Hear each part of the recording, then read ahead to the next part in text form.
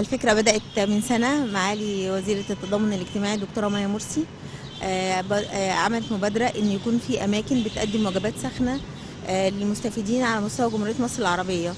وبدأنا نعمل حصر للأماكن ديت، وعملنا منصة اسمها أهل الخير علشان نسجل عليها كل الجمعيات والمؤسسات والمبادرات الفردية والاتحادات. كل من أي شخص حتى لو واحد بيعمل بشكل فردي يسجل على المنصة، بحيث ان احنا نقدر يبقى عندنا حصر لجميع الأماكن اللي بتقدم الوجبات الساخنة لكل الجمهور المصري، وده منتشرين على مستوى جمهورية مصر العربية في كل أنحائها. الحقيقة المكان اللي احنا فيه هو أصلا تنفيذ لمبادرة بين وزارة الأوقاف ووزارة التضامن إن يبقى فيه الأماكن اسمها مطعم المحروسة.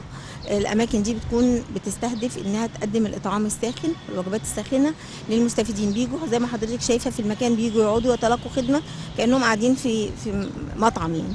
فالمبادرة دي اتنفذت في حوالي 6 نقط على مستوى مصر، ومكملين فيها إن شاء الله. تعمم باذن الله على كافه محافظات جمهوريه مصر العربيه ان شاء الله باذن الله في اقرب وقت كمان ان شاء الله. ونتكلم بقى على مطعم المحروسه اللي احنا واقفين فيه ده، وخصوصا انتوا بتقدموا خدمه مهمه جدا في مكان هام بيجمع بين محطه قطارات مصر وكمان محطه رمسيس ومترو الانفاق، ومكان حيوي جدا. الحقيقه هو صندوق دعم مشروعات الجامعات والمؤسسات الاهليه حب لما يدخل المبادره ديت يكون له بصمه مختلفه. حبينا ان احنا نكون بنعمل نموذج، لما نحب نعمل نقطة بالشكل ده ممكن تكون على أعلى مستوى ازاي. فقررنا ان احنا نختار مكان يكون تابع للصندوق ويكون يعني ليه مواصفات الأهمية. المكان يكون مهم زي ما حضرتك شايفة فيه عدد كثافة سكانية، كثافة من المستفيدين.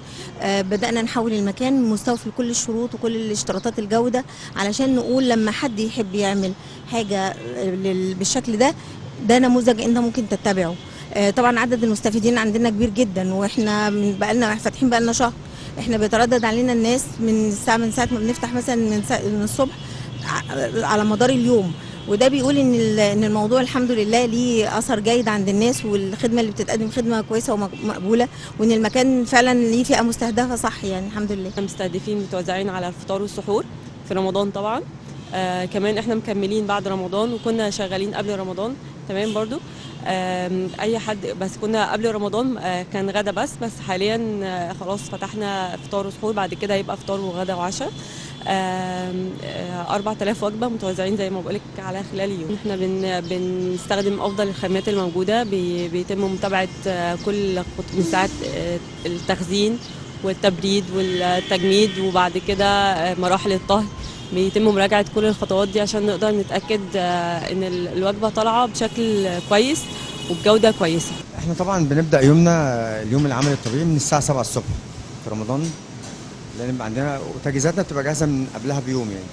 بنيجي نبتدي نسوي زي ما حضرتك شايفة كده، الناس شغالين وبنجهز الاكل على الساعه، يعني المفروض الساعه 5 قبل الفطار بتاعي، يعني كل الاكل كله جاهز يعني. قايمين على المكان شيفات متخصصين وليهم خبره طويله، الى اننا فتحنا فرص عمل لسيدات تكافل وكرامه علشان نوفر لهم فرصه عمل ودخل اضافي يقدروا ان هم يعتمدوا عليه في حياتهم.